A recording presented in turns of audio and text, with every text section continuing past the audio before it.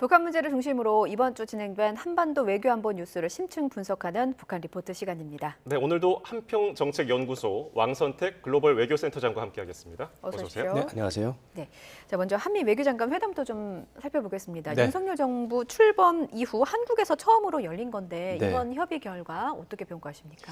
기본적으로 블링컨 장관이 방문한 것 자체가 상당히 좋은 평가를 할 수 있는 부분입니다. 사실 미 국무장관이 우리나라에 오는 것은 현안이 있을 때 오는 경우도 있지만 이번에는 현안이 없는 상태에서 왔습니다. 예. 블링컨 장관이 한국에 오기 직전에 일본에서 일정이 있었고 한국 방문 직후에 인도에서 일정이 있었고 하루가 빠지기 때문에 그 날을 이용해서 이제 한국에 온 것이거든요. 예. 그렇지만은 그런 날이 비었다고 해서 무조건 아무데나 가는 건 아니지 않습니까? 예. 그런 차원에서 한국에 방문한 것은 일본에 갔는데 한국에 안 왔을 때 그 모양이 안 좋잖아요. 그래서 그런 차원에서 온 것은 좋았고 협의를 그래서 외무장관 간에 협의를 한 것 자체도 굉장히 좋았던 장면이었습니다. 예. 지금 국제적으로 문제가 많지 않습니까? 미중 전략 경쟁 있죠. 러시아 우크라이나 전쟁 있고 이스라엘 예. 하마스 문제 있고 또 한중일 대 북중러 이른바 신냉전 구도라고 하는 부분에 대해서도 우려가 많습니다. 예. 이런 부분에 대해서 한국과 미국의 외무장관이 만나서 서로 입장을 교환하고 협의하고 또 곧 미중 정상회담이 열릴 예정인데 그에 앞서서 미 국무장관으로부터 어떤 회담에 대한 구상을 듣는 것 이런 것들은 굉장히 좋은 그림인데 그렇지만 다시 말씀드리면 이것은 현안을 가지고 만난 것이 아니고 예. 날짜가 비어서 만났기 때문에 구체적인 성과가 있었냐 없었냐 그런 평가 대상은 아닙니다. 예, 여러 가지 이야기 중에서 블링컨 국무장관이 북한과 러시아의 군사 협력을 비판했거든요. 그렇죠. 북한은 어떻게 반응했습니까? 네, 외무성 대변인이 담화를 내놨네요. 담화를 내놔서 누가 뭐라든 북러 관계는 전진할 것이다, 네. 발전할 발전할 것이다. 그리고 블링컨 장관의 발언을 무책임하다, 도발적이다. 그러면서 새로운 현실에 익숙해야 된다. 이렇게 이제 훈계까지 이제 깨알같이 적어놨는데 예. 기본적으로 북한과 중국, 러시아 3국 간의 반미 국가 연대를 북한이 지금 주도하고 있어요. 예. 그런 것들을 과시하기 위한 행동이고 나름대로 외교적으로 미국에 맞설 정도의 외교적으로는 강대국이다. 이런 것들을 과시하기 위한 기회로 활용했다. 이렇게 볼 수가 있습니다. 예, 세계 이목이 좀 다음 주에 쏠릴 것 같습니다. 앞서 좀 짚어주셨던 미중 정상회담, 다음 주인 15일에 열립니다. 근데 정상회담 발표가 좀 상당히 늦었는데 어떤 그렇습니다. 이유가 있을까요? 이번 정상회담이 성사되지 않을 수도 있다라는 예. 말이 어제까지 있었는데 예. 결국에는 어제 미국과 중국이 정상회담 일정을 발표를 했습니다. 15일 날 정상회담 예정이 돼 있으니까 5일 앞두고 발표를 한 거죠. 예. 대개 정상회담은 아무리 들어도 일주일이나 한 열흘 이전에는 발표를 해줘야 여러 가지가 돌아가게 돼 있는데 이번에는 굉장히 늦었습니다. 사실 이번 미중 정상회담 중국이 매우 소극적이었던 것으로 이렇게 보였습니다. 예. 중국이 소극적이었던 것은 미국이 정상회담을 하자고 요청을 하고 강하게 좀 이런 상황을 활용하고 싶었던 것 같습니다. 중국도 사실은 미중 정상회담이 필요하긴 한데 미국이 더 필요하지 않았나 이런 생각이 들고요. 그러니까 중국 입장에서는 미국이 필요하니까 정상회담을 요청을 할 것이다. 그러면 이 기회에 미중 관계에서 있는 여러 가지 현안 중에 양보를 좀 받아내야 되겠다. 그렇게 해서 지난 몇 달 동안 그런 부분에 대해서 중국이 미국에 요구를 많이 했습니다. 그래서 중국에 대한 체제 변경 이런 거 시도하면 안 된다. 신냉전 외교를 하면 안 된다. 이게 참 재밌는 부분입니다. 북한이 신냉전 외교를 하는데 중국은 미국에 대해서 신냉전을 만드는 외교를 하지 말라고 미국에 돌을 던지고 있습니다. 예. 그리고 대만 문제에 대해서 또 태도를 확실히 하라 이렇게 요구하고 전반적인 미중 정상회담과 관련해서 프로세스 관리도 똑바로 좀 해라. 그래서 이런 식으로 미국에 대해서 다양하게 다 합치면 중요한 것 따지면 7가지 정도의 요구사항. 미중 정상회담 하려면 크게 봐서 3대 조건. 이렇게 잘게 보면 7대 조건을 내걸고 이거를 하면 미중 정상회담 하고 시진핑 주석이 캘리포니아 가고 안 하면 안 간다. 이런 식으로 지난 몇 달 동안 끌어왔습니다. 예. 대부분에 대해서 미국이 좀 그거 안 되는데 왜 하느냐 이렇게 해가지고 이제 말하다가 아마 어제 결론이 난 것 같습니다.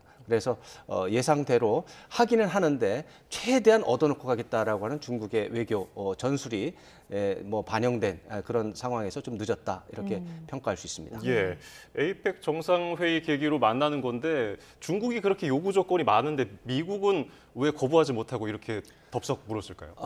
이게 다 코에 걸면 코걸이, 귀에 걸면 귀걸이 그런 요구입니다. 예. 보세요. 중국의 체제 변경을 하지 말 것을 요구하지 않습니까? 예. 그러면 미국이 그러잖아요. 우리가 언제 체제 변경을 시도했다고 하느냐. 그러면 이제 중국은 아니 뭐 저 민주주의와 권위주의 체제로 구분해 놓고 중국과 러시아, 북한을 압박하던데 그게 체제 변경하는 거 아니냐 이렇게 이제 말싸움을 하는 거죠. 또 신냉전 외교를 하지 말라고 중국이 이제 요구한 거죠. 그런데 뭐 미국이 우리가 언제 신냉전 외교를 했느냐 그런 적 없다. 예. 뭐 이런 식의 이제 말싸움이 오가기 때문에 승부를 내기가 어려운데 중국의 입장에서는 그 와중에 구체적인 조건들이 몇 가지가 있긴 있습니다. 그런 것들 이제 중국에 대한 미국 외교 쪽의 비판, 뭐 또 쿼드, 한미일 이제 협력이죠. 한미일 협력 구도 이런 것들이 중국을 겨냥해서 중국을 고립시키는 것이다라고 하는 이제 평가가 있으니까 그런 게 없다라고 확인을 해달라. 점을 이제 어떻게 보면 계약서에 도장을 좀 받아내고 싶은 거죠. 예. 아마 지금 말씀드렸지만 쿼드라고 하는 이제 미국, 일본, 인도, 호주의 사국 협력체가 있고 한미일 협력체가 지난 이제 캠프 데이비드 이제 합의에 따라서 생겼는데 중국은 가장 그거를 두려워하는 부분이 있습니다. 그렇기 때문에 한미일 협력이 중국에 대한 공격 수단이 아니다라고 예. 확인을 해달라. 이런 것을 이제 요구를 한 것이고 아마 적절한 선에서 미국이 아니다라는 입장을 밝혔기 때문에 이제 미중 정상회담이 성사됐다 이렇게 볼 수가 있고 지금 현재 미중 전략 경쟁이라고 하는 부분이 미국도 힘들고 중국도 어려운 상황이고 예. 특히 미국이 어렵습니다. 아까도 말씀드렸지만 미중 정상회담이 필요한 건 미국인데 예. 미중 전략 경쟁을 하는 와중에 러시아 우크라이나 전쟁이 나는 거죠. 그렇죠. 이럴 때 중국이 러시아를 콱 도와주면 미국이 너무 힘들죠. 예. 그러니까 중국에 대해서 그냥 중립지대에만 있어 다오 이렇게 하는 거죠. 그 와중에 이스라엘 하마스 전쟁이 났습니다. 이거 미국이 제대로 지금 처리도 못하고 휴전도 못 시키고 있습니다. 예. 이스라엘 말을 안 듣잖아요. 예. 이럴 때 중국이나 뭐 어쩌면 러시아가 도와주면 이스라엘은 또 미국의 말을 들을 수도 있는데 중국이나 러시아가 말을 안 들으니까 미국의 말을 이스라엘이 지금 정면으로 거부하는 상황이 계속 벌어지고 있습니다. 예. 미국의 지도력이 엉망진창이 되는 거죠, 지금. 근데 그런 상황에서 중국과 더 적대적인 관계가 유지가 되고 중국이 오히려 이제 북한이 주도하는 북중러 연대에 참여를 해버리면 예. 북중러 연대는 반미 연대거든요. 그러니까 미국에 대해서 정면으로 돌아서 총 쏘기 시작하면은 미국은 견딜 수가 없죠. 예. 그런 차원에서 미국은 상황 관리를 위해서 중국의 협조가 필요하고 중국도 사실은 지금 미중 정상회담이 필요하긴 합니다. 예. 그거는 중국 국내적으로 경제적으로 너무 어렵고 또 미중 전략 경쟁이라고 하는 것도 버겁고 그 경제적인 어려움이 사실 최근에 정치 불안 요소가 지금 중국에서도 커지고 있습니다. 이럴 때 미중 전략 경쟁을 원만하게 관리한다면 시진핑 주석은 좋겠죠. 그런 차원에서 서로의 이해관계가 맞아서 미중 정상회담이 진행이 되고 이게 된 것 자체가 우리한테도 도움이 됩니다. 예. 미중 전략 경쟁이 격화되면 우리한테 좋을 게 하나도 없습니다. 그렇죠. 그런데 정상회담이 성사된 것 자체가 예. 우리에게는 좋은 소식이다, 기쁜 소식이다 이렇게 봐야 될 것 같습니다. 정상회담에서 어떤 메시지가 나올지도 중요할 것 같습니다. 그런데 이번에는 메시지가 나오기 좀 어려운 구조고요. 그런가요? 예, 미중 정상회담이 그냥 열렸구나라고 생각하지만 이 미중 정상회담이 열리기까지 어려움이 많았습니다. 예. 지난해 11월에 인도네시아 발리에서 행사가 있어가지고 미중 정상회담을 하긴 했거든요. 예. 거기는 제3국에서 두 정상이 갔기 때문에 이제 만난 건데 진정으로 이번엔 미국에서 열리는 회의에 시진핑 주석이 가야만 이 회담이 성사되는 거 아닙니까?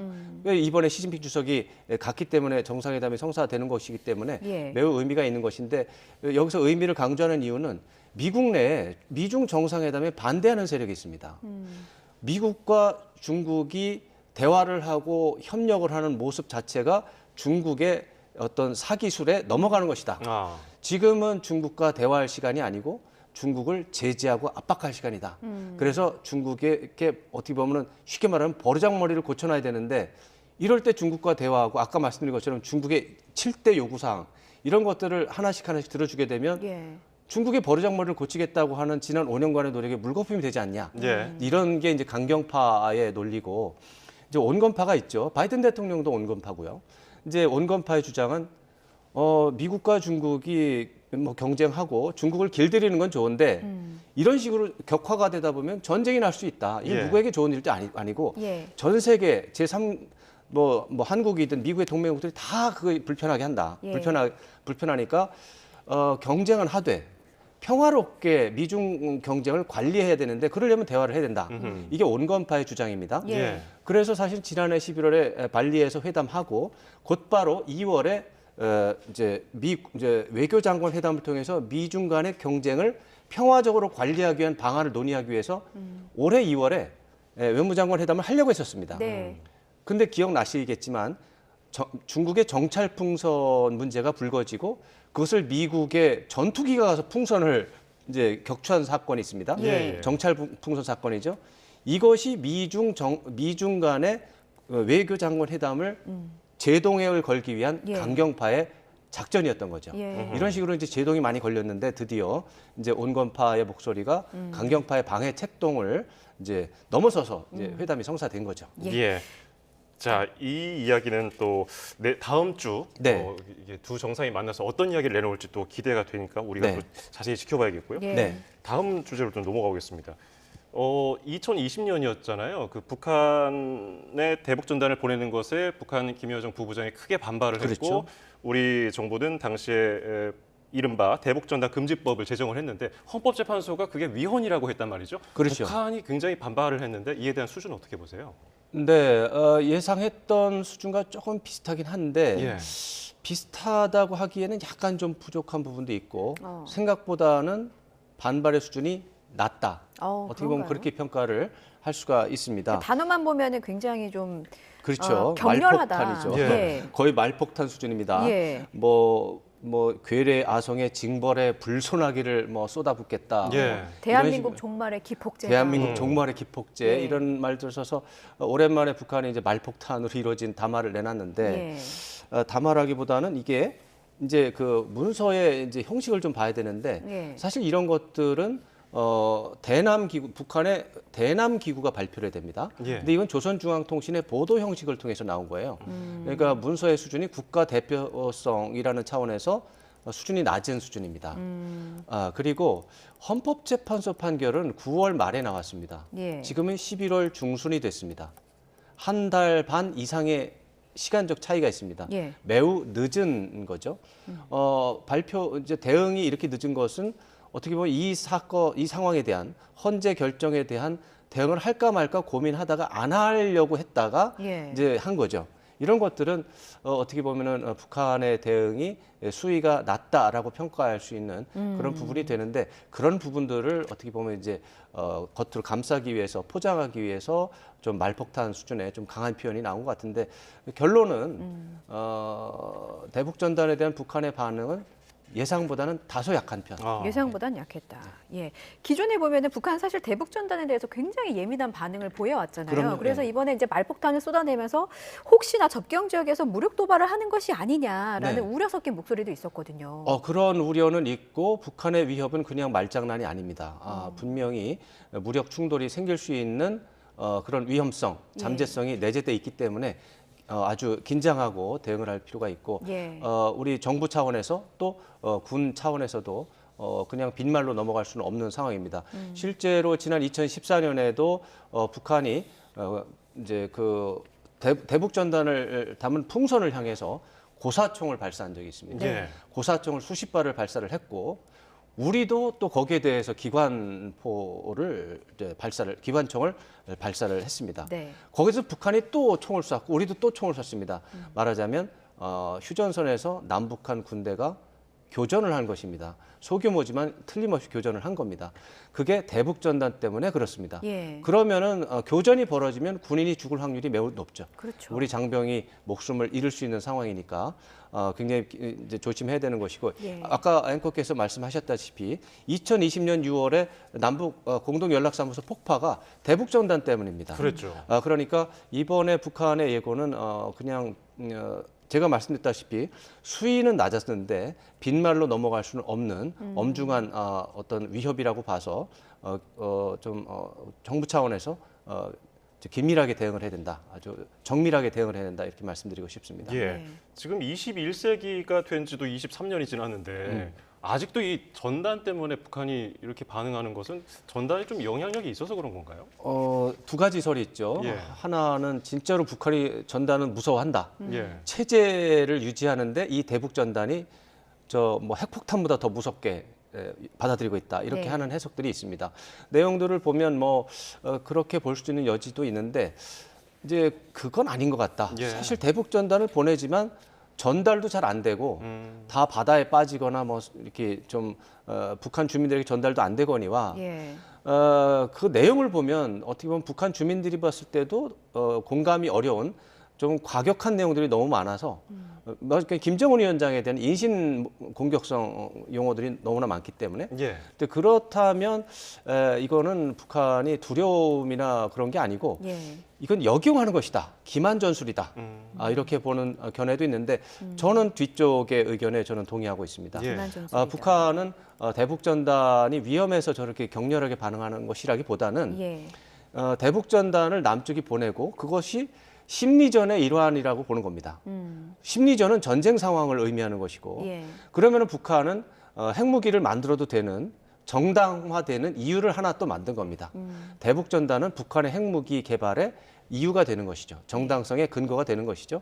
그래서 남한은 공공연하게 저렇게 심리전을 펴고 있으니 북한은 힘들다, 체제에 위협이 된다. 예. 그러니까 중국이나 러시아에 대해서 또 제3국에 대해서 우리는 핵무기가 아니면 우리를 보호할 수 없으니 아하. 인정하라. 이렇게 이제 말할 수 있는 근거가 되는 것이죠.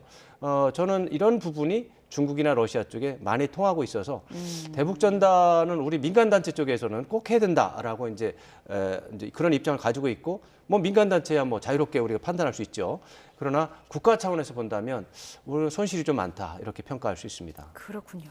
흥미로운 분석이 있어서 이것도 좀 짚어보겠습니다. 김정은 위원장의 외교와 관련해서요. 최근 외국의 이제 북한 전문가들 사이에서 김정은 네. 위원장이 외교를 잘하고 있다. 네, 굉장히 라는 특이한 평가가 나왔어요. 논평이 나왔습니다. 예.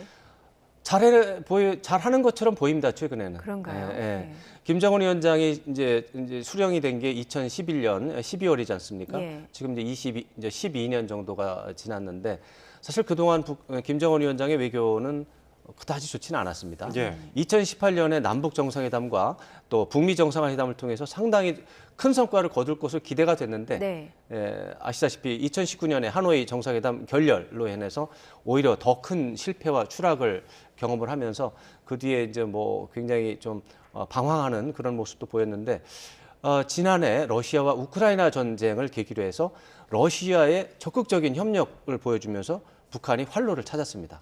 그래서 북러 간의 군사 협력도 하고 아마도 경제 협력도 하지 않을까라고 지금 생각을 하고 있고요. 이런 것들이 김정은 위원장으로 하여금 뭔가 좀 기운이 나게 만드는 것 같습니다. 뭔가 중국과 러시아를 묶어서 북중러 연대를 해서 미국에 대항할 수 있는 이렇게 신냉전을 만들면 과거 냉전처럼 중국과 소련의 도움을 받았던 것처럼 어떤 진영 속의 한쪽이 되면 그렇게 되면 북한이 얻을 수 있는 거는 지금 현재 가지고 있는 핵무기 그대로 기정사실이 됩니다. 예. 그것 때문에 받았던 대북 경제 제재 사실상 해제됩니다. 그렇게 되면은 김정은 위원장이 원하는 국가 발전도 할 수 있고 예. 핵무기는 그대로 유지가 되고 그래서 그런 것들이 지금 단기적으로 그런 그림이 보이니까 잘하는 것처럼 보인다 이렇게 평가를 받는데 그거는 이제 단기적인 평가고 예. 장기적이고 구조적인 또 분석을 하게 되면 김정은 위원장은 위험한 행동을 하고 있다 이렇게 볼 수가 있습니다. 예. 결국 북한이 살 수 있는 활로는 남북 관계가 개선이 되어야 되고 예. 북미 관계가 개선이 돼야 됩니다. 그리고 북한이 지금 추진하는 신냉전 외교라고 하는 것은 중국이 참여하지 않으면 한계가 있습니다. 북러 간의 협력을 하는 것은 양쪽 다 어려움이 있기 때문에 그 시너지 효과가 제한적입니다. 중국이 참여해야만 북한이 원하는 뭐 핵무기 보유 기정사실, 경제 발전 이런 게 가능한데 지금 중국이 미중 정상회담을 하는 마당입니다. 예. 미국, 중국 대화합니다. 이번에 시진핑 주석 샌프란시스코 가면은요. 기시다 총리하고도 만날 겁니다. 중국은 중국대로 정상적인 외교를 하고 있고 예. 일본, 미국도 활발하게 경쟁을 하면서도 대화를 합니다. 그렇게 되면은 신냉전 안 되는 거죠. 예. 그렇죠. 한미일 협력은 하는데 북중러 연대는 잘 안 되는 겁니다. 사랑의 짝대기가 서로 다른 곳을 다른 향합니다. 이게 좀 방향이 다릅니다. 예. 예. 이렇게 되면은 러시아도 우크라이나와의 전쟁이 끝나면 북한을 어디까지 도와줄지 알 수 없습니다. 예. 그럴 때 북한이 또다시 고립될 수 있고 그렇게 되면 그때 남북 관계 개선이나 북미 관계 개선, 북일 관계 개선을 할 때 훨씬 더 어려운 장애물이 생깁니다. 그렇기 때문에 단기적으로는 잘하는 것처럼 보이지만 장기적으로는 위험한 길을 가고 있으니 김정은 위원장이 조금 더 냉철하게 판단을 해서 단기적으로 뭐 이득을 얻을 게 있으면 빨리 챙기고 예. 빨리 조정을 해야 된다. 예. 이렇게 좀 제가 뭐 기회가 된다면 조언하고 싶습니다. 예. 네. 지금 얘기를 나누는 흥미로운 분석 말만 따나 만약에 외교를 잘하려면은 해외 공관들이 어느 정도 각지에서 뒷받침을 해줘야 되는 것 같은데 지금 그럼요. 돈이 없어서 외화벌이를 못해서 공관을 좀 빼고 있다는 얘기가 들리거든요. 이거 어떻게 분석하십니까? 이제 북한이 밉다라고 생각하는 이제 시각에서 보면 그렇게 보이죠. 예. 그렇지만 또 북한의 또 입장이 또 나왔습니다.